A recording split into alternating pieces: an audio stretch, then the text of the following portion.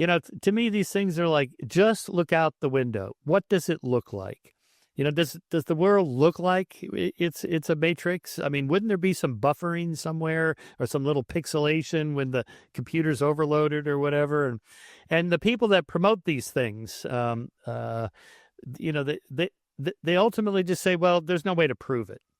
Okay, then what are we talking about? This is just like, late night philosophy conversation or metaphysics or science fiction. It's just fun, like a Star Trek episode, where they end up thinking maybe this all is a matrix. The famous one where they're in the holodeck with Moriarty and he walks out of the holodeck and he's in the Enterprise. And they're like, how could this possibly have happened? A virtual figure in the holodeck can't actually go out into the physical world. And then at the end, you find out that that they created in the holodeck an entire Enterprise, and that they were always in the holodeck the whole time. Howdy, this is Jim Rutt, and this is the Jim Rutt Show.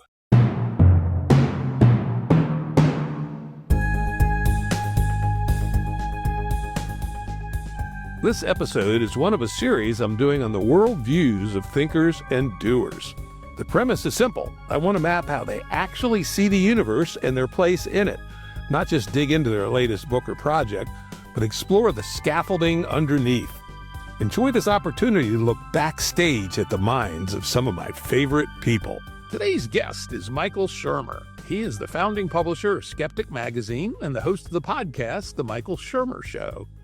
He has taught college courses in critical thinking and for many years wrote a monthly column for Scientific American.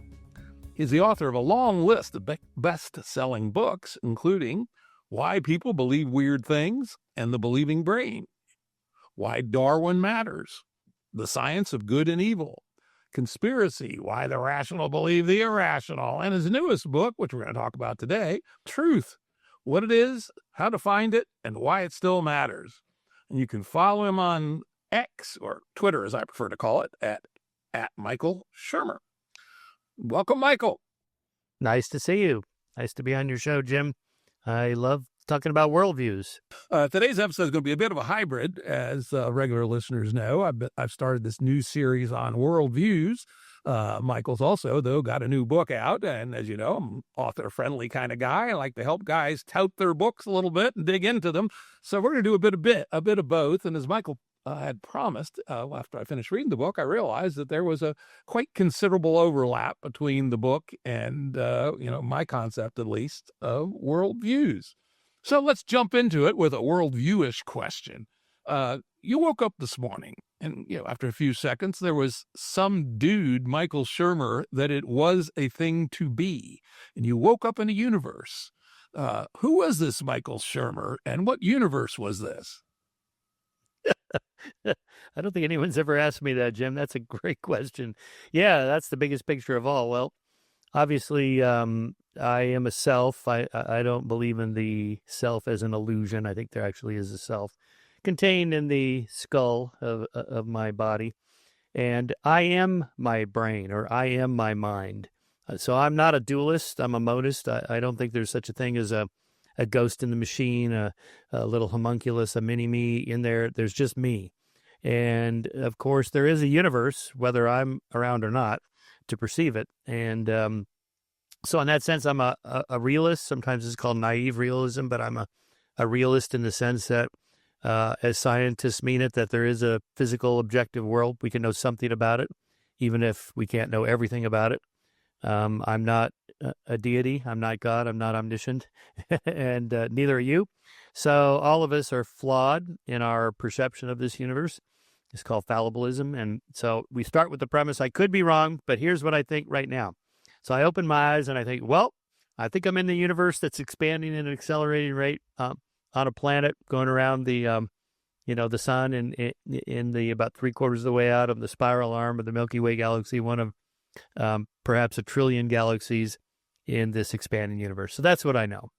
And how do you think you know it? Well, mainly through senses and experience and my own personal history. But there's also a reliance on authorities, experts, institutions. Much of what I think is true about the world, I've never seen myself. I've never, gone and looked at the Hubble telescope, the photographs myself. I assume that the photographs of the black holes that from which we discovered that the universe is expanding at an accelerating rate are real, that they're not fake NASA photos to fool us into a fake worldview, that the world is flat and NASA has faked all these photos. I assume a certain amount of trust in these institutions, and turns out there's a lot of research on this in cognitive psychology that most of us do this. I like to take the Chinese spy balloon, for example.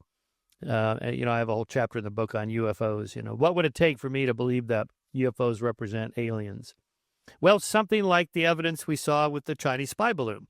It's clear and unmistakable, high-resolution videos and photographs. All the networks covered it. Secretary of Defense, Pentagon, President all acknowledged it was real. We could see the jet photographs of it being shot down. But I never personally saw it. I didn't, I'm in Southern California, so it didn't go over my head. And so I just, trusted that the networks, the Pentagon, Secretary of Defense, and so on were all telling the truth about the Chinese spy balloon. Something like that. Whereas with UFOs and UAPs, what we get is, well, these things are alien spacecraft that are operated by these non-human intelligent aliens. Okay, can I see them? No, they're classified. But I know the guy that touched them. Well, who's the guy? Can we meet him? No. No, he's got to be protected for security reasons. Okay, so there I don't believe it, right? I don't just believe somebody's word for it. I trust experts and institutions that have been tested, that have embedded in their operating system checks and balances where somebody is checking what they put out there. Something like in journalism where you have editors and fact checkers that hopefully weed out the BS before I watch it on the evening news. Now, this doesn't always work, so that's why you have to have multiple sources in journalism. Or that the judicial system usually gets it right. The guy they put away in jail, being found guilty, I assume he probably is guilty, even acknowledging that they get it wrong. And that's why we have an adversarial judicial system with two different attorneys fighting it out. That's why we have an appellate court and appellate attorneys that on appeal give it another shot just in case. Or we have the Innocence Project that does DNA testing just in case they got the science wrong in the courtroom and turns out that person is innocent. But for the most part, what I'm getting at here is that although I don't know for sure personally, the systems we've established, if you want to go worldview, in the Western worldview of science and reason and rationality and so on, that works pretty well. Yeah, the term I use for that is the intersubjective verification of the interobjective. Kind of a mouthful of Latinate syllables, but I think it expresses the same idea. Yeah, that's pretty good. I like that. Yeah, I might steal that. What is that again? No, I'm just kidding. that is good. Feel free. Yeah, and the fact that I've done a few experiments. I know that I can separate water into hydrogen and oxygen, for instance. I did it when I was 11 years old. But on the other hand, I haven't measured the Hubble constant or, actually personally tuned in the background microwave radiation or any of those things. But I assume, as you do, that over time, an adversarial system that has rejected authority, which is key, right, can converge to at least a reasonable iteration of a reasonable model of reality based on the quality of our instrumentation today. I think both those things are critical. One is the instrumentation, right? When Newton came up with Newton's space-time, that was as good as you could get. Basically, crunch Kepler's numbers and from Tycho Brahe's observations, and you come up with Newtonian mechanics. Well, when you get a little better math and a little bit better instrumentation, you realize entirely wrong at the metaphysical level, even though to the first order approximation, it's fine. Good enough for artillery shooting, for instance. But a guy like Einstein comes in and moves the puck quite a distance. And, fortunately, we lived in that era where the second aspect we had gotten past the world of authority. And this strikes me as a very important part of the world we live in. Up until the Enlightenment or just before in the 17th century, what was believed in the intersubjective verification of the interobjective was completely dominated by authority, right? When you look at, I make the point fairly often that what Galileo did to disprove Aristotle's theory of gravitation would cost even today about $10 worth of parts at Home Depot and take about 20 minutes, right? This was not, building CERN or something. Anybody who had questioned Aristotle could have demonstrated it trivially, right? And yet nobody did, because first the authority in the West of Aristotle, then Aquinas, basically shut down thinking. But fortunately for the world we live in, during that pivotal 17th century, there was a group of people in Western and Northern Europe that decided that I'm not going to believe anything that somebody hasn't verified. And I think those two things together are what open up the kind of world you're describing, that we can finally have some trust of fidelity within the quality of the instrumentation the society and its math that society has available to it at any given point in time. Yeah, that's well put. I think of it as the battle of the books, the book of authority versus the book of nature. And, using reason and rationality alone could get you a certain ways, which is what Aristotle did, then revamped by Aquinas in the Renaissance and all that. But by the time you get to the early modern period in the scientific revolution, a lot of Aristotle's derive from just thinking in his armchair that planets must be perfectly round and perfectly smooth, and that they travel in perfect circles. If you actually look out the window, you look through the telescope, you can see that's not how it is. He's just simply wrong about that, which is what Kepler and Copernicus and Galileo and then ultimately Newton did. And so there, we have to balance rationality with empiricism. So one distinction I make in the book is, there's these true by definition type or, mathematical type proofs, the sum of the angles of a triangle at 180 degrees and, or that, pediatricians are doctors. You only have to know what the terms mean, what the words mean, or 2 + 2 = 4. If you know what 2 is, you know what the plus sign means, you know what the equal signs mean, you can't come to any other conclusion. You don't have to check anything. But if I say, what is a pediatrician? It's a doctor. It's a type of doctor. Okay. You only have to know what the words mean. But if I say pediatricians are rich, well, there I have to go check. Maybe they are. Maybe they're not. I don't know. Compared to what?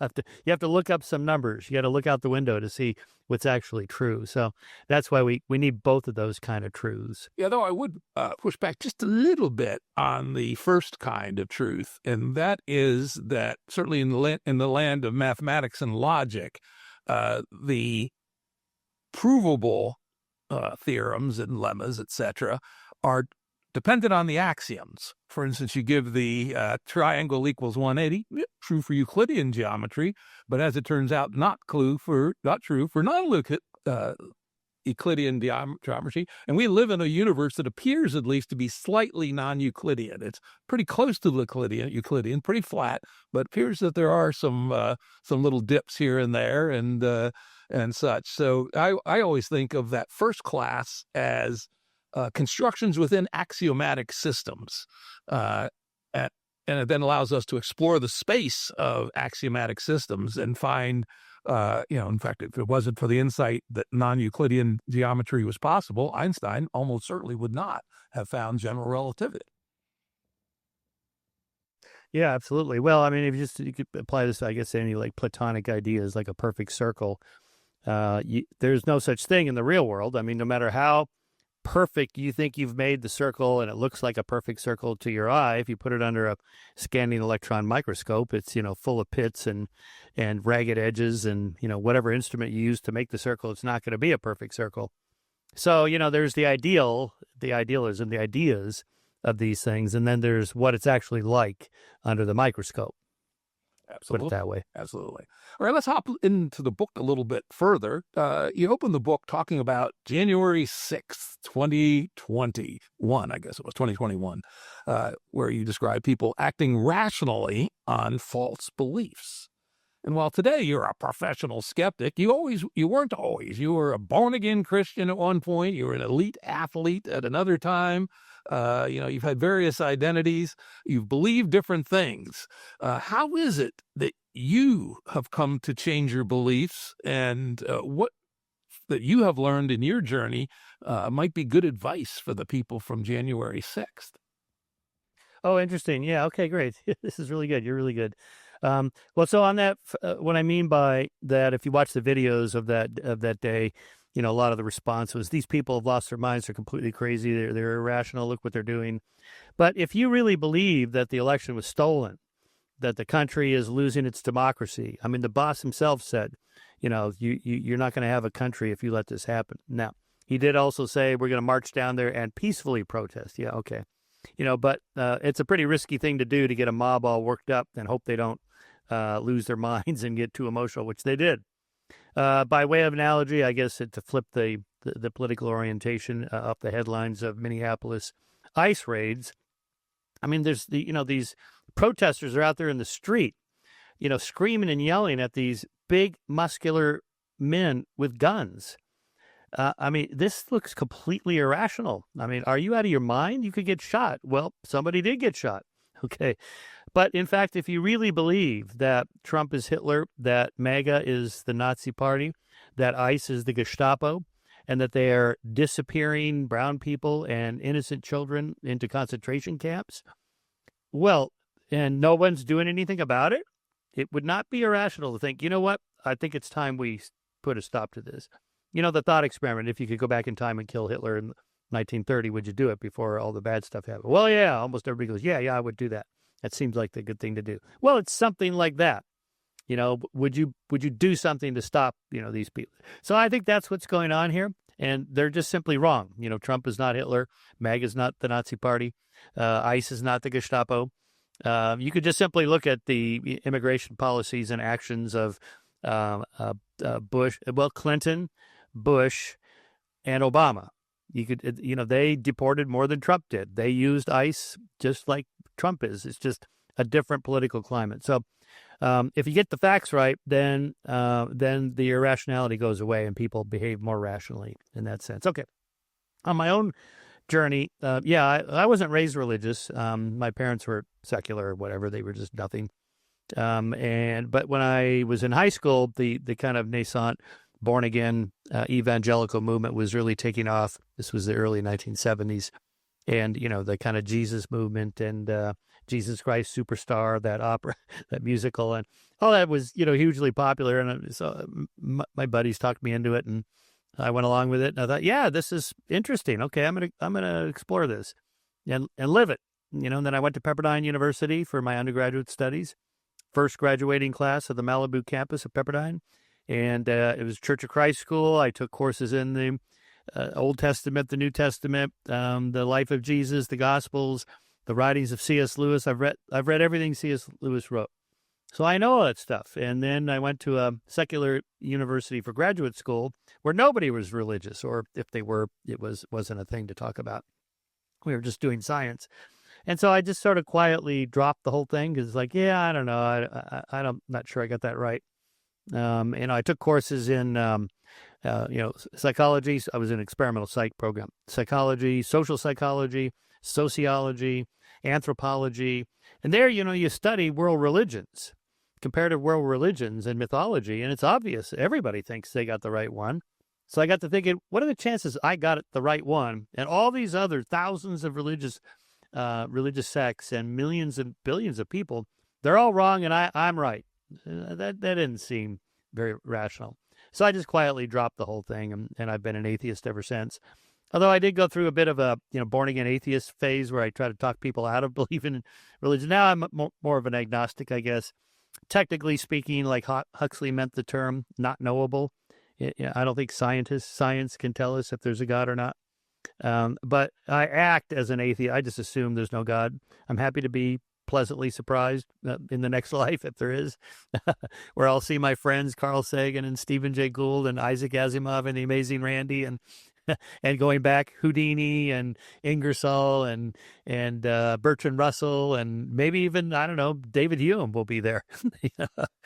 So anyway, that's a kind of a rough overview of my journey. Yeah, it's interesting. Not that, actually, mine was kind of the opposite. I was raised in a somewhat religious Catholic family, and I had a great Sunday school teacher, CCD, as the Catholics called it, Mr. McMillan in fourth grade. And this was just after Vatican II, when Catholics were finally being encouraged to read the Bible. It used to be, yeah, don't read that stuff. If you need to know anything, the priest will tell you about it. But leave that to the smart people. Yeah, and then, but in fourth grade, Mr. McMillan took the Vatican II seriously and had us all buy Bibles and had us read stuff. And fortunately, he was more interested in the Old Testament than the New.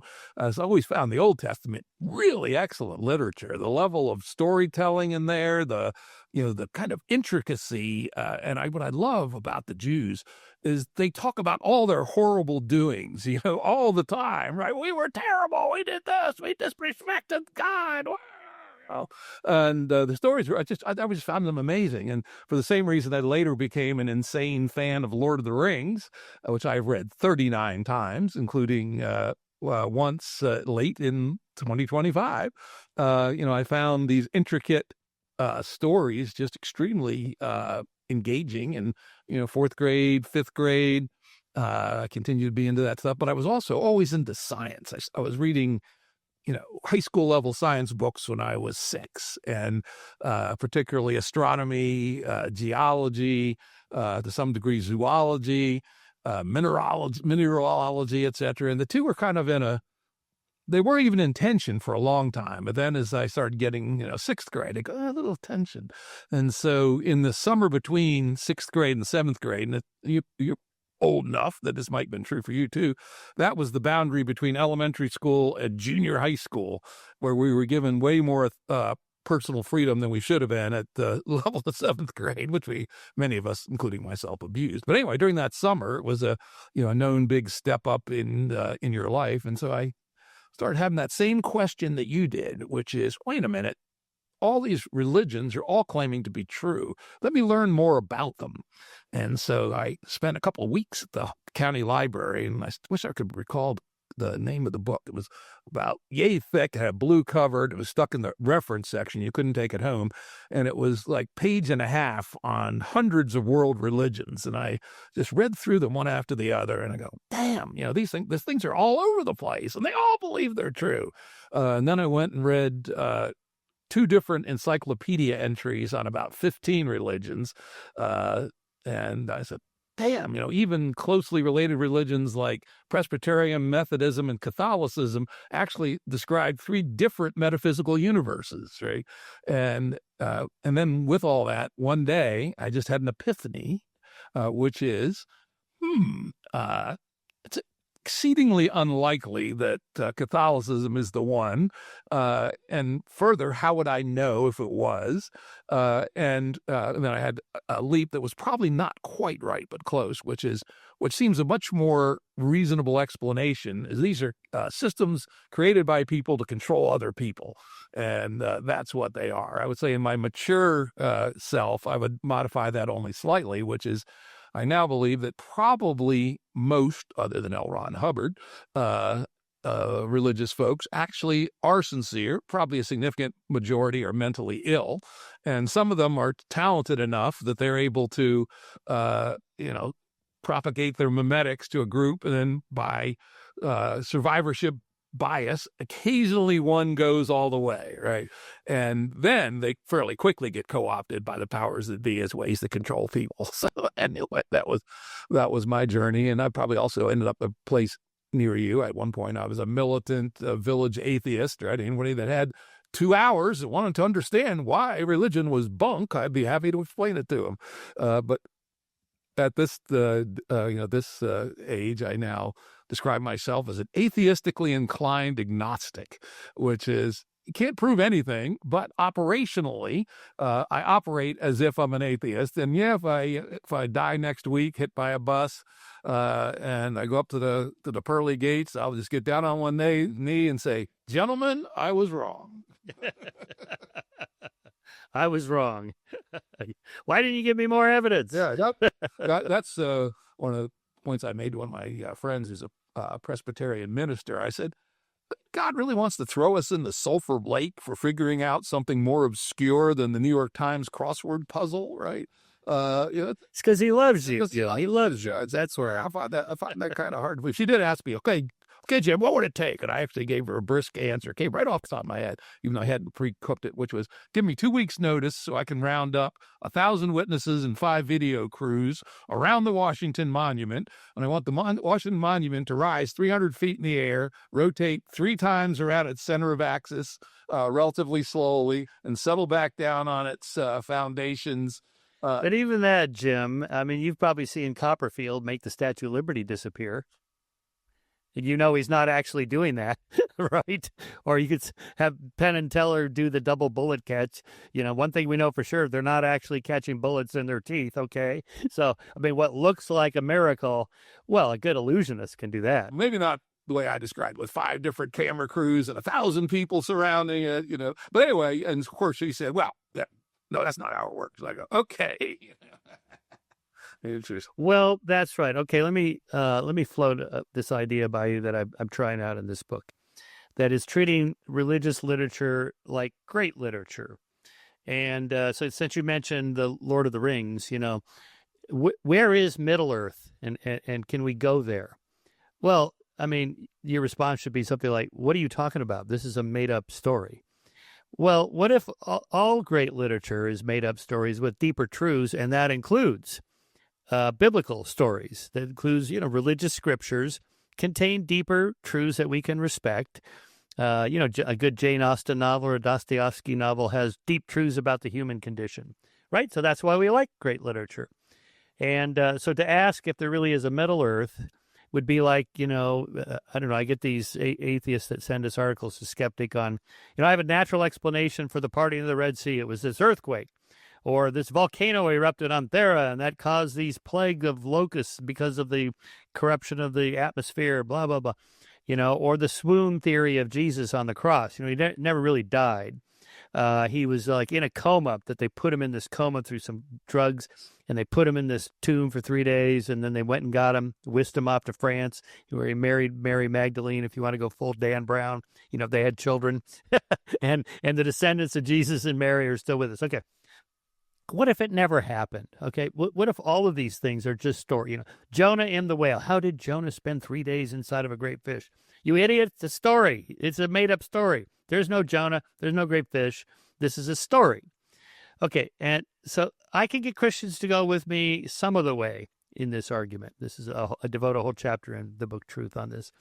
But when I get to the resurrection and I go, you know, what if it didn't actually happen? What if, you know, he wasn't really, you know, he was just dead? And that, you know, it's a story about redemption and starting over and forgiveness and overthrowing our oppressors and creating a new life on earth that's, you know, heaven is within us, you know, and there's all these scriptural sayings from Jesus. You know, people ask me, where's heaven? Is it there? Is it here? I'm telling you, it's within you. You know, those sorts of things. What if the whole thing is just a story that contains deeper truths? Okay, when I try this on Christians, they're not buying it. They go, oh, no. This one is not mythological. This is not some deep psychological truth. It literally happened, or else I would not be a Christian. I think Paul said something, you maybe even quoted it in the book, yes, quite specifically, that if Christ didn't rise, then this is all bullshit, basically. And you are absolutely right. Now, I've made a similar point, which is that I'd have no objection to the great religious traditions if they were treated as literature, right? And literature is a great thing. And part of the reason is the limits to reason, right? At least at any given point in time, there are many, not only known unknowables, but in your language and Rummy's language, but unknown unknowables, and high-dimensional ways of seeing beyond the details of what we currently know include our abilities to use our emotions, our feelings, our senses of reasonableness, etc. And great literature brings that forth because, while I know damn well there ain't no Middle Earth, if I want some guidance on something, I'll go to Gandalf more often than anybody else. He gives better advice than most people, even though I know he's just a story. And if we thought about our great religious traditions that way, they could be very useful. But then we wouldn't also get 134 death penalty offenses from Leviticus and, other kind of crazy ass shit that does a lot of harm to our society. So, yeah, I think we're very much on the same page there. Let's move on in the book a little bit. One of my great interests is the study of consciousness. In fact, probably spent a fair percentage of my time on that. I'm the chairman emeritus of the California Institute for Machine Consciousness, where we're working on how to build machine consciousness. And one of my motivations of getting involved with those guys was if there's any topic that has more blather per syllable than consciousness studies, I have no idea what it might be. And part of the reason is legit, is that it's really hard to study, right? And part of it is just it's a natural attractor for blather and cranks. But on the other hand, I do believe it is, scientifically studyable, and that in a machine consciousness will be more studyable than an animal consciousness because we can completely instrument the machine consciousness, and we can get readouts in real time, and the equivalent of a synapse firing. I was kind of maybe a little surprised that in your book you classified consciousness as a known unknowable. Well, I do that because of the way it's conceived at the moment, the hard problem of consciousness. That is, the easy problem of consciousness is figuring out what the wiring does and how it works and how it processes inputs from the senses and so on. The hard problem seems to be asking, what's it like to be the wiring? And that seems to me a problematical, conceptual problem. That is a problem with our concepts. What's it like to be a bat? What's it like to be a dolphin? How would I know? If I really knew I would just be a bat or a dolphin, I would not be a human inside the head of a dolphin or a bat, right? I wouldn't be in there, like looking around going, oh, this is what it's like. So, this is like my little homunculus transports out of my head into your head, and I know what's going on there.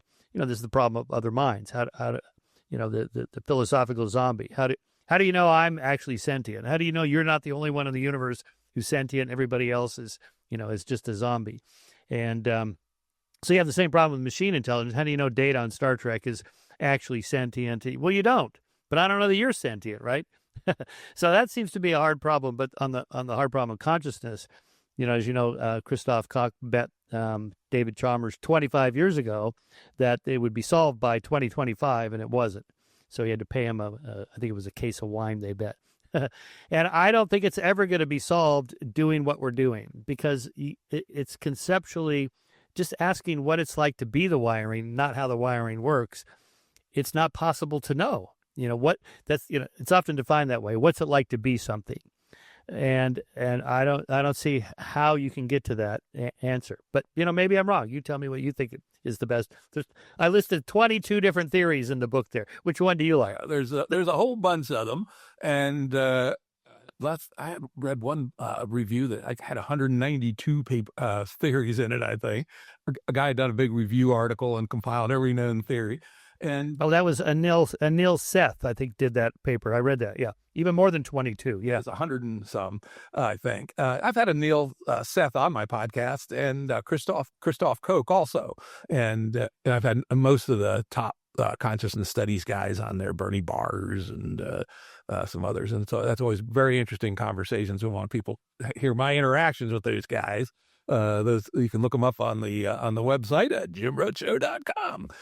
But I don't believe anybody's nailed it, right? I think people like Anil Seth, the idea that we are kind of a controlled hallucination. There's some truth to that. Bernie Barr's global workplace theory, which I think that there's been a little under focus on the sensorium, the multimodal joining of our senses, and then some machinery of attention that moves from one object to another in the sensorium.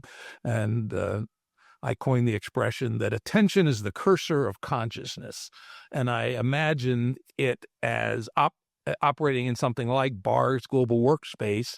And, we're approximately single-threaded in our consciousness, not quite, but close, even at things like if you monitor 3 lights for which one turns red and press the button, you'll be slower than if it's 2 lights or 1 light, and more or less proportionate to the number of lights. So, my own view is that the sensorium plus the intention mechanism plus couplings to different kinds of memories, because we have many memories. We have perceptual memory, which lasts about 80 milliseconds.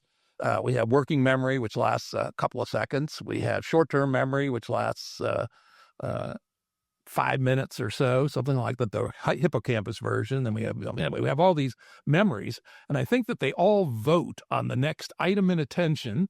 And so the skipping is involving a bottoms-up process, unconscious, which forces the next object in attention, and then sometimes forces us to use one of the affordances that the object has. And my own theory that is approximately what consciousness is, and that it is not that difficult. And it's been around for a long time. I'm a early consciousness guy who thinks that probably amphibians have consciousness, if only because birds do and mammals do, and the common ancestor is amphibians. Could have been something just past amphibians, but how about a single cell just following a great chemical gradient toward food or light? The light's that way, it's dark that way, I'm going to move that way.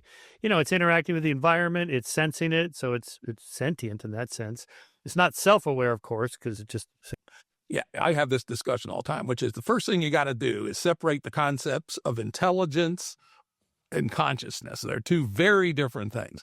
Absolutely, a bacteria is intelligent. If it was, it would not have been winning the reproductive race for the last 3.5 billion years, right? And so everything that has survived that long is intelligent to a greater or lesser degree.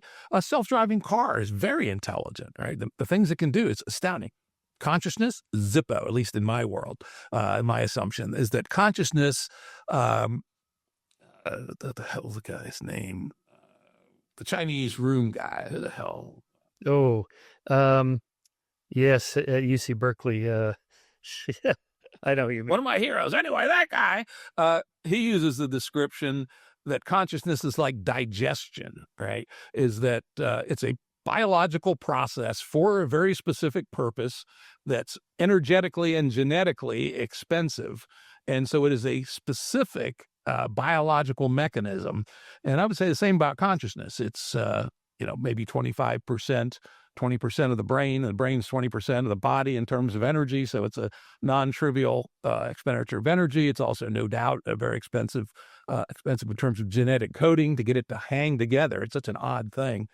So I think of it as a quite specific biological thing that is understandable, and that one day we will... Okay, wait a minute. So you said biological, so it couldn't be machinery? It couldn't be... for the ones that exist today are biological. But the nature of a sensorium with attention and memory, at least my view, could easily be wrong, is functionalist, and that if you can... produce whatever set of functions produce the biological consciousness should also produce, or at least could produce, something like a machine consciousness. And I have a 2025 Model S Tesla with the full self-driving mode updated just last week, $100 a month. It is unbelievably smart. It is so good at what it does. I've just been astonished at how I've had 3. This is my 3rd Tesla. How much better it's gotten just in the last couple months. And also, if I hit the little voice button on the right of the steering wheel for Grok, I can just drive along and have a conversation with Grok. In fact, my buddy from out of town, my best friend I've known for decades, we couldn't remember something, so we asked Grok, and she tells us, and then we have a few more fun conversations with Grok, and she's talking to us. And then we just went back to our conversation. And like half an hour later, we're talking about something, and the voice comes on again. Is there anything else you'd like to ask me? We're like, have you been listening to our conversation? We're talking about personal stuff. What did it say? And it said no. I can sign off if you tell me to. It's like, but have you been? And so she said, no. It's like, yeah, but what if you're lying? What if Elon's engineers have heard everything me and my buddy talked about for the last half hour? Yeah, no, I don't think so. But my point is, it really felt like intrusive. Like there's this woman in the car listening to us. Oh my God. And in the future, you may well say that's great because she'll be so useful to hear everything that you hear, right? If you can get sufficiently comfortable that whatever company's running it actually takes your privacy seriously. There's that. Yeah. For instance, there is a app for the Mac. I wish it had it on Windows that watches your screen all the time and creates a database of everything you've ever seen on your computer. Oh, I don't know if that's a good. Yeah, very dangerous, but they're smart. They only create the database on your computer, but so they say. But we do know that. But how do you answer the question? How would you know if the equivalent of data was sentient, was a conscious being deserving of rights and so forth? Now, that's one of the big jobs of the California Institute of Machine Consciousness and the consciousness sciences community more generally is there a universal, a invariant that we can define that constitutes consciousness irrespective of platform? And that work has not yet been done fully by any means, but it's part of the process to be able to answer that question, seems to me. And I've actually fooled around a little bit with the physics of invariance and have come up with things which are not yet satisfactory, but tell me that someone with a little bit better physics math than I might be able to figure out. In fact, I'm going to publish it just to motivate somebody who's deeper into the invariance literature and the coarse graining literature, et cetera, to take a whack at it and see if they can come up with an invariance, which would be very interesting. But it's clearly an open question. But that's actually a perfect transition point to our next thing from the book. You critique Hoffman's interface theory, right? And now this gets to one of the fundamental worldview questions, which is the veridicality of our view of the world, right? And give us your thoughts on our relationship between what's out there and what's in here.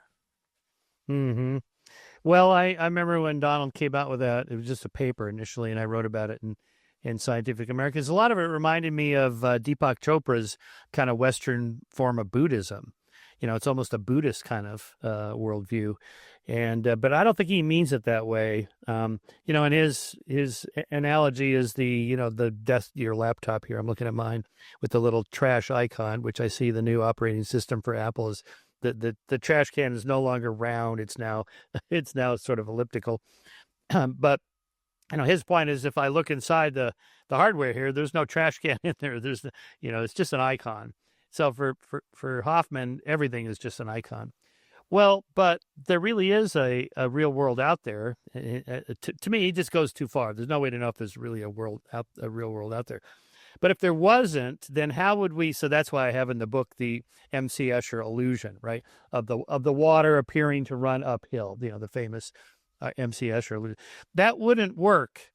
That wouldn't work as a kind of an illusion that tricks our mind, and it's kind of fun to look at, like all those M.C. Escher drawings are. If there wasn't an actual world in which gravity operates in a certain way, and that water only runs downhill, and if it looks like it's running uphill, there's something weird.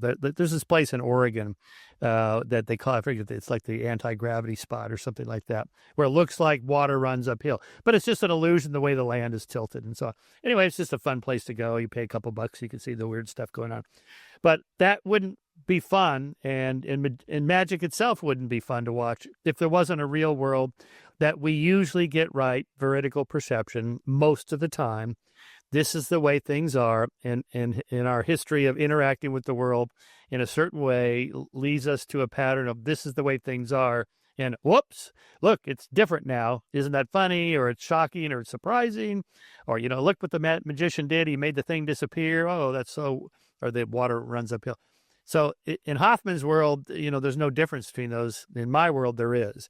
Or I use the mimicry in nature, that butterflies with eye spots on the back to deter predators who are about to chomp on the butterfly, and they see the eyes and it looks like a snake or whatever, and then they back off.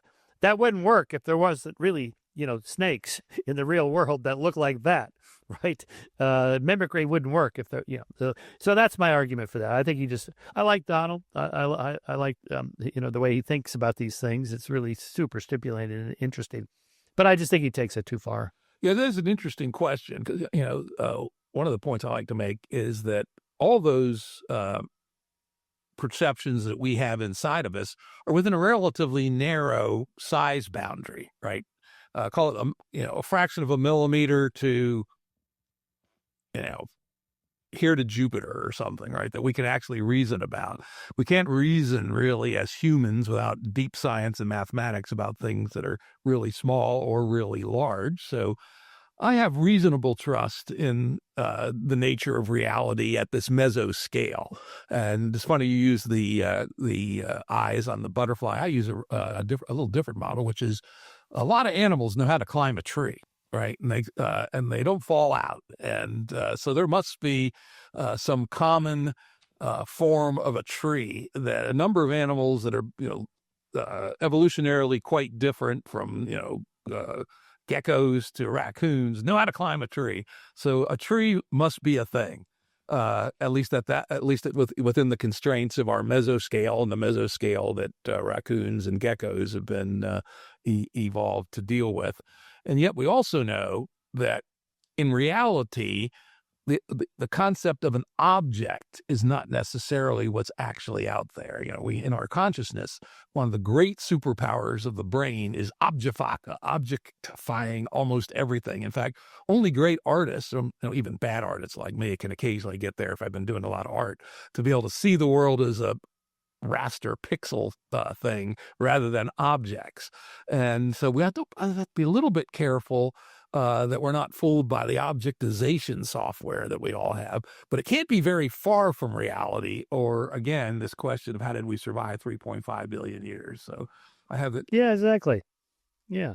I mean, if I use I'll just use this, my book as an example. So for a bat, if a bat's flying at the book, it's going to move out of the way because its little sonar, boom, boom, boom, is going to bounce off the book. So there really is a book. The bat really knows it's there. The bat is moving around it. Now, what does a book look like in a bat brain? It's probably nothing like at all what I see.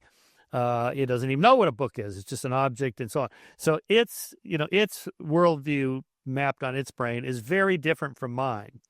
But there really is a book there, or else it would just hit it. It would just ram into it. Or, sharks, if you're a dolphin, what's it like to be a dolphin, right? Well, there really are. I'm sure a shark to a dolphin brain looks very different as an icon than it looks like on my brain. But there really are sharks, and they really have pointy things at one end and a tail at the other end. And you really got to be able to perceive which direction it's moving so you can move the other way. And all of that has to be true, or else none of the evolution of sensory systems we have would work.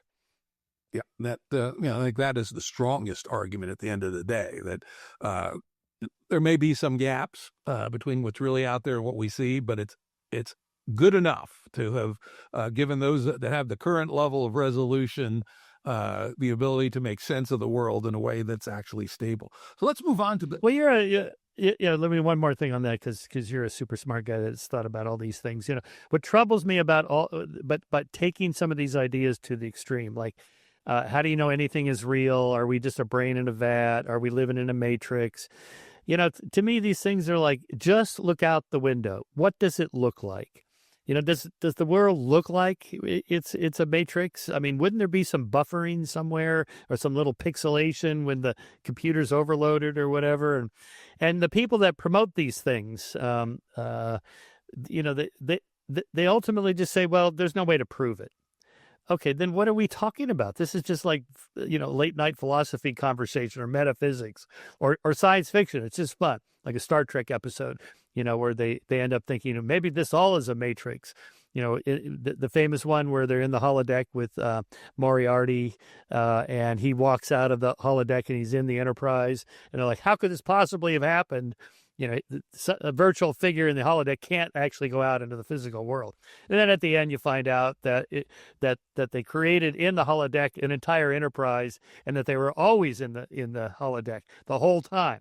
And then they wonder, well, what if the entire universe that we think we're in is just another holodeck, right? Okay, this is all fun. It's entertaining. It's fun to talk about, but come on.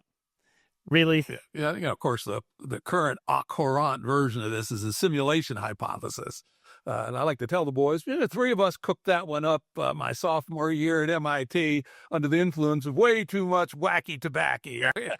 So this is certainly an out there idea that's been accessible for a long time and can't prove it. In fact, I like to point out to people regularly, I can't prove that the universe didn't flick into existence 5 seconds ago with all of our memories in place, airplanes in motion, and 5 seconds from now, the universe will flip out of existence. I can't prove that. But if I'm going to have any traction in the world, I have to start with I call it my minimum viable metaphysics. I've got a paper I posted on my Substack about that. You got to assume reality. You got to assume causality. You got to assume causal time. You got to assume, at least I choose to assume, this people don't, a base level of lawfulness and a few other things. If you're going to actually be able to take action in the world that's meaningful. And so I can't prove shit, actually, when it comes to metaphysics, but that's okay. But I live as if I can, and it turns out that having a realistic view of the world makes you, in general, more successful than people that have an unrealistic view of the world. I'd love to see postmodern professors, walk in front of a bus or something. Oh, it's not real. I'm not going to get run over. And whoops, yep, you will. Yeah, that's Richard Dawkins' famous line, show me a postmodern philosopher at 30,000 feet who doesn't believe reality and I'll show you a hypocrite. When they get on a plane, they assume, math and physics and engineering, it's actually real. Or else they wouldn't get on the plane. I like that. That's good. I didn't realize that. That's a good Dawkinsism. My kind of more prosaic version of that is... I live in a very rural area, and I know a bunch of these guys. I say, I never met a postmodern farmer.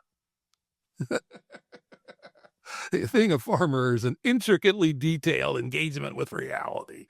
And do you know that there's a joke about that I'll modify slightly for our conversation, where the postmodern philosopher goes to this sheep ranch in Montana, happens upon the sheep rancher and says, excuse me, if I can tell you how many heads of sheep you have in your herd, can I have one of them? And the rancher goes, yeah, okay. And he blurts out, 87. And he goes, wow, that's right. So the postmodern philosopher grabs his prize and starts to walk away. And the rancher goes, excuse me, if I could guess your profession, can I have it back? And he goes, okay. He goes, you're a postmodern philosopher, aren't you? He goes, yeah, how did you know? He goes, because that's my dog you're holding. I like that. It's pretty good. All right, let's move on to the next one, which you talk about quite a bit in your book. And to my mind, it is the biggest question of all, which is, why is there something and not nothing? Mm-hmm. Yeah, well, so I really just start with what does that word even mean? Nothing, no thing. Even the word applies there's a thing that doesn't exist. But how can that be? And so if you start, just picture yourself in the room. Okay, I get rid of all this stuff in the room here, all my bookcases and so on. And well, I have to get rid of the floor, the table, and there can't be a chair. And in fact, there can't even be a Santa Barbara where I am. In fact, there's no Earth, there's no solar system. And even that's not enough. There can't even be space and time or energy. And just keep going. There can't, now I'm just a brain, just floating around in the universe, but there's no universe. There's no Platonic ideas. There's not even consciousness, because that can't exist. And then you could just throw in other stuff like, mathematics and logic and reason, and then God himself. And at some point, I don't even know what I'm talking about. We're just using words. And so, the difficulty of answering that question is, do I put it in the bin of unknowables?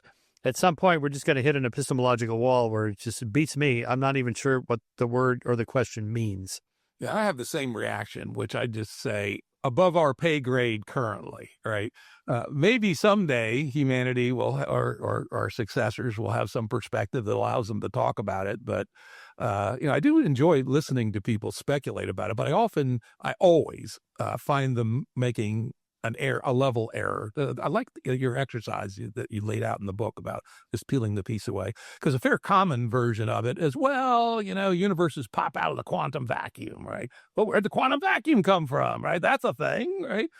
So you can't, if you pick a level and say that's the base, where'd that come from? And that's not nothing, no thing. It's a thing. And in fact, my good friend Stuart Kaufman did an episode on. Oh, you know Stu. Oh my God. Yeah, I just saw him in the news. I spent my 50th birthday with him at a monastery in Italy for a week. He was such an interesting guy. He's one of the smartest, most thoughtful guys. We would have these roundtable discussions, conversations ricocheting around the table in the room. And so everybody there is super smart. And then Stu would say something and it completely changed, like, oh yeah. And now we're talking about something else. It's like, this guy is at another level. He is truly. And the interesting thing about him is that he has very weak math skills, and he's the first to admit it, right? He is an intuitive genius of the highest order who somehow understands the universe better than almost anybody, but not via bottoms-up mathematics, right? I mean, yes, he's done some interesting mathematics around the edge of chaos and order and things of that sort, but it's frankly not all that sophisticated. He'll admit it, right? In fact, I had him on not too long ago. At the age of 77, he started working on a new theory of cosmology, on the origin of the universe. And I had him on, I think, at the age of 83 or 84. And I go, Jesus Christ, he ran my ass into the ground. I'm a pretty high energy guy, right? But it's really fun. I will say he did make that. It's a mistake, but at least the level in which he operated did assume quantum vacuum of some sort. Well, yeah. So here's another idea. I quote Thomas Nagel, the guy who wrote the "What's It Like to Be a Bad" paper, but he's one of the deeper thinkers, and he has this idea of one thought too many. I think this comes from his book Words and Thoughts or something like that. Anyway, so like to ask a question, can you use reason to prove that reason works, or can you use induction to show that induction works, or can you use science to prove science? This is what he calls one thought too many. A little bit like the Cartesian, that I'm going to doubt everything, including that there's even a doubter asking the question that's doubting, right? That's just one thought too many. Reason is just a tool we use, and it's not something that you apply to itself. So I apply this idea to some of these unknowable questions, like, what was there before time began? Okay, this is a nonsensical question. That's just one question too many. It's a meaningless question. Why is there something rather than nothing? One thought too many. Even if the multiverse people are right, turns out the universe is cyclical, like Penrose thinks, or there's multiple universes and they pop out of, these bubble nucleations of the quantum foam. But that still doesn't explain where, as you said, where all that stuff came from. And you could always just keep going back, which is what the theists do. But the theists want to stop at God.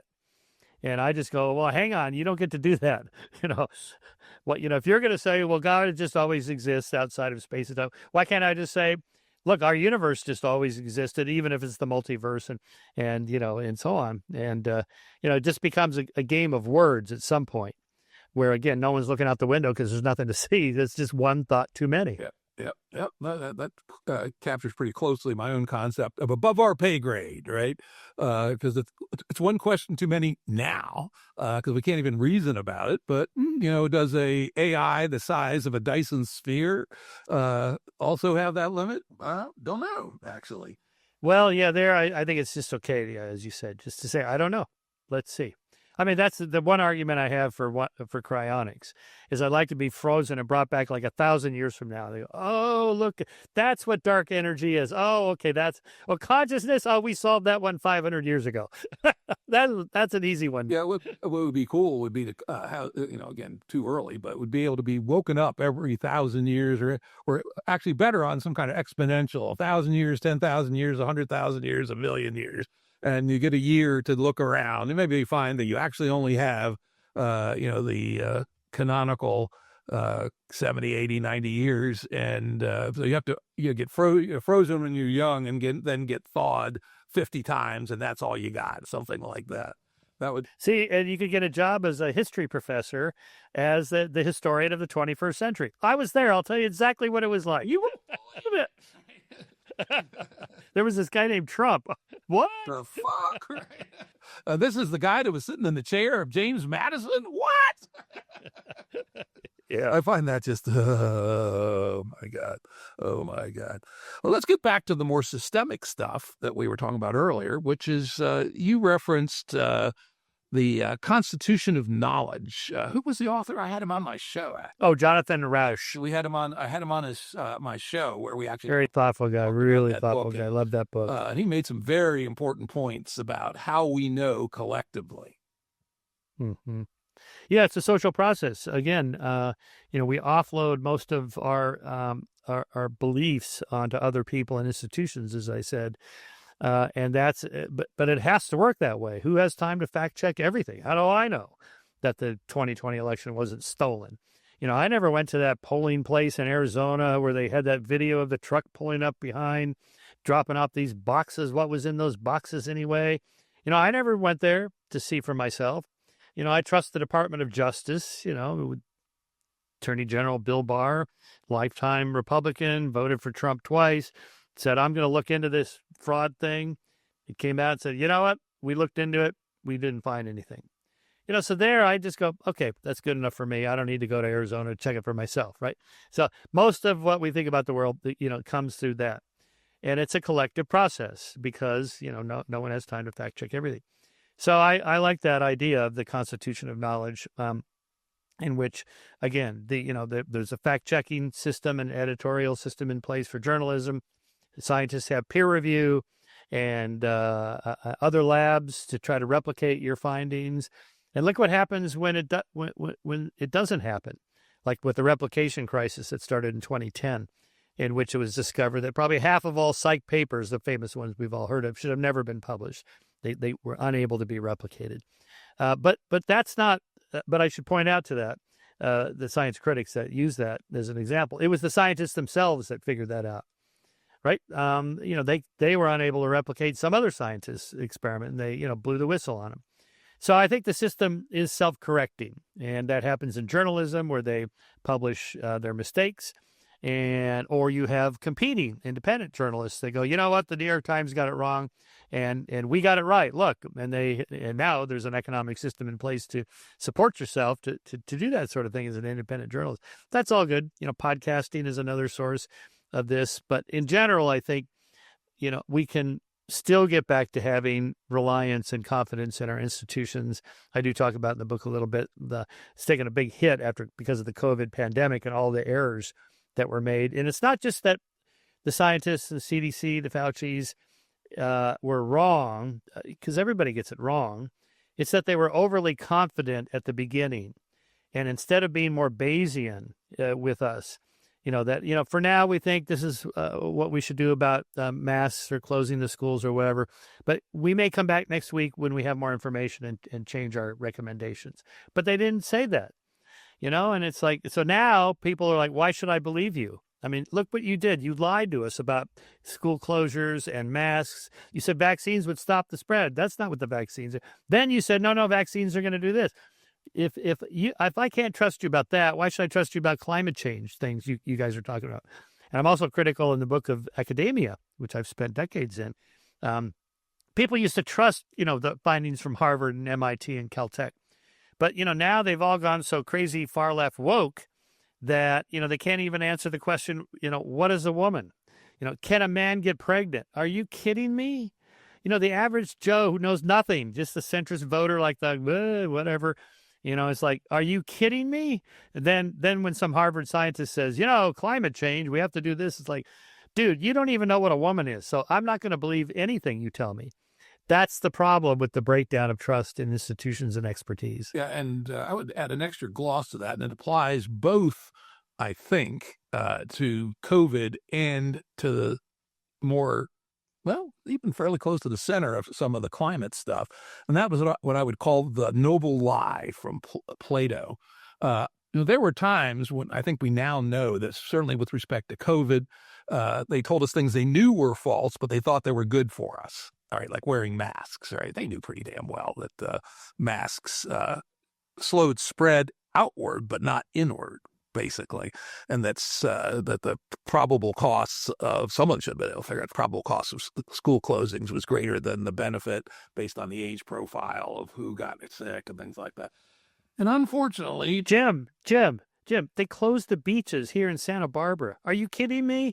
Where it's sunny and warm and windy, you're telling me this is bad for me and I should stay in my house? Yeah, all kinds of crazy shit. And then, as much as I am a supporter of needs to do something about climate change, I also regularly see, read, hear things that I know are overstated and are way outside the error bars on what the data actually shows.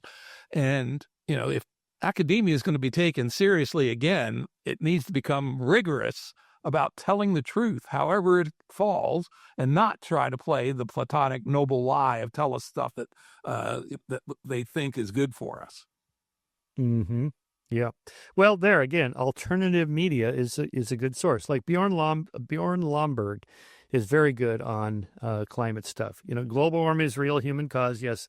Now let's calculate the consequences of the long-term projections of what could happen in the next 50 years, and then compare that to other things that we care about. The spread of malaria. Maybe we should spend the money on mosquito nets rather than reducing the carbon footprint or whatever.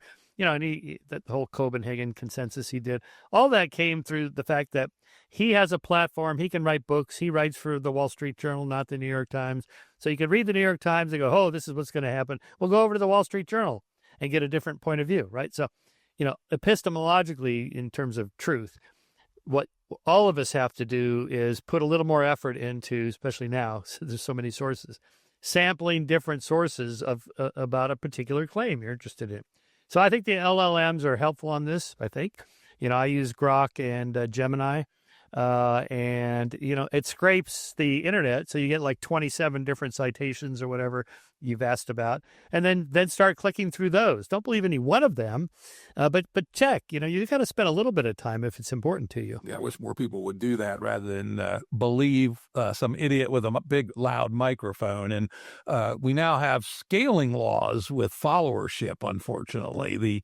I'm a little medium-sized podcaster. I have a little effect, but I'm no Joe Rogan, right? I'd say my shit's more likely to be right than his shit by a lot. But nonetheless, he's the one with 50 million followers. And so the way these followership statistics have evolved, there's a number of people with very large microphones and not necessarily all that well grounded in the truth. Well, then you get like the Candace Owens and the Tucker Carlson. Exactly. It's astonishing to me why they have millions of followers, because they're just uttering utter bullshit. But I just wrote a big piece about them for Quillette coming out next week on the new Holocaust denial, which they call just asking questions. We call it jacking off. I'm just asking questions. I'm not saying the Holocaust didn't happen. I'm just saying, how could they have burned that many bodies in those crematoria at Crema 2 at Auschwitz-Birkenau? I'm just curious. No, you're not. Yeah, that's what you're up to. Sickening and disgusting. And some of the things that Candace Owen in particular, she used to be an interesting thinker, but I think she's just gone nuts. Anyway, we just got to... I don't know what's worse. Okay, go ahead. We just have a little bit of time left. I want to go to a final topic, because I think we can easily spend days talking about this one, is what the philosophers call axiology, ethics, what matters. You take quite a nice walk through that in the book. Why don't you sort of tell your tale on what matters and why would we think so? Well, so I'm a moral realist. I think there is objective right and wrong, good and evil. and truth about moral values. Not always, but they can be. So you just start with the simplest thing, quoting Lincoln, is I would not be a slave. I would not be a slave owner. Well, what's behind that? Well, that's the principle of interchangeable perspectives. That's the golden rule. How would I feel if somebody did this to me? That I probably shouldn't do it, right? So that actually most religions and worldviews have adopted that fairly early on. Now, once you start with the idea that there is an objective moral values to be discovered, what are they? So I began with the reproduction and survival and flourishing of sentient beings. So I say it that way so that we include animal rights in there, because I think a case could be made. As Jeremy Bentham famously said about animals, it's not can they think or can they talk, but can they suffer? So the suffering of individual sentient beings should be our moral starting point. And we want to build on that. Let's reduce the amount of suffering for everybody. Let's build the amount of flourishing for more people in more places. And that's what we've been doing since the Enlightenment, saying, okay, let's leave religion out of it. Let's see if we can reason our way toward discovering moral principles and values that really exist. And we do that through solving problems, like democracy is better than autocracy. Market economies are better than command economies. That it's better to be fed rather than hungry. It's better to be educated rather than ignorant. It's better to be literate than illiterate. And, would you rather live in North Korea or South Korea? Everybody knows the answer. Okay, it's not moral relativism when you put it that simple, right? And so I just think, it's just in the same way that Kepler discovered planets travel in ellipses. We've discovered historically that people don't want to live in autocracies. Given the choice to vote with their votes or their feet or their money, they will go to where they have more freedom, prosperity, education, wealth, housing, clean water, safe roads, and so on. And they always do that when given the opportunity. So to me, we're actually discovering something about the world. And I think we can say, I like that, and I agree. I think we can say something about that for humans, right? But it may be not true for other animals, right? For instance, a herd of antelope may value the solidarity of the group and the dominance of the ram in a completely different way than we do. Certainly. Yeah, but yes, of course. Yeah. In terms of animal rights, again, just can they suffer? Let's just forget the rights, chimpanzees can't vote. Okay, obviously. But, just reduce the amount of suffering. Should we have chimps locked up in these cages in labs for scientists to experiment on? No, we really shouldn't do that because they can suffer, right? Now, how far down do you go? Throwing a lobster in a boiling pot of water. I'm not crazy about that anymore, but, I used to not give that two thoughts. You can kind of see where where do you draw the line? Well, you have to draw it somewhere, I guess, because we got to eat something. Even plants, maybe some of these plants communicate through their root system. And so that's a kind of sentience. Okay, slow down. I'm going to eat salads and I'm probably going to eat some meat. I'm a pescatarian. I eat fish. Okay. Maybe fish are sent. Okay. But you get the idea that, our intuitions are that suffering is what matters. Let's reduce that. And then the evolution of ethics. You mentioned slavery because it's such an interesting example from our current perspective, totally horrifying, right? We can't imagine, and at least, hard to think of a more vile system than chattel slavery. And yet Moses, the Buddha, Jesus, and Mohammed all were fine with it and actually gave little details on how you could be a more just slave owner. What do you think about that? What does that tell us about humanity and our evolution? Well, it tells us that we've expanded the moral sphere to include other sentient beings, whereas we didn't used to do that. Why are we doing that? Well, there's two things. One is the argument that you should take somebody else's perspective in mind just took several centuries to, kind of be inculcated into culture, but it did happen. It happened slow enough, sort of on a decadal level of time. If it happened by the week or month or year, we'd notice it. But like the shift from the civil rights to women's rights to gay rights, it happened just slow enough. Well, maybe not the gay rights. That happened pretty fast. But, civil rights and women's rights happened just slow enough. It was hard to see. And it's hard to notice how different things are now than they were, say, in the 1950s. But if you really take the bigger picture, I like to say the conservatives today are more liberal than liberals were in the 1950s. If you just look at the literature and how everybody talked about women and Jews and blacks, that even conservatives today would be horrified at talking like that. Even though today they go, oh, well, they're the closed-minded, illiberal ones. No, actually, and that happened, and that has continued to happen again because of our exposure to other people, our exposure to the arguments, and the inculcation into literature, film, comic books, nonfiction, into politics and economics. And all that, everybody has shifted their kind of perspective on other people. Peter Singer calls that the expanding moral circle. I use a sphere because it's three-dimensional, but that's the idea. All righty. That, I think, is about our time. I really want to thank Michael Shermer for an extraordinarily interesting tour of his worldview and his book, Truth. It'll be on sale by the time you hear this podcast. So there it is. Yeah, we don't want the Shermer children to be lacking shoes. So go out and buy 5 copies and give them to your friends. Oh, my poor kid doesn't have shoes. That's right. All right, Jim. Thank you so much. I really appreciate it. I had no idea what this was going to be like. This is one of the better interviews or conversations I've ever had. You're really you're a smart cookie. Let's do this again. Well, absolutely. Really enjoyed our conversation. All right. Take care.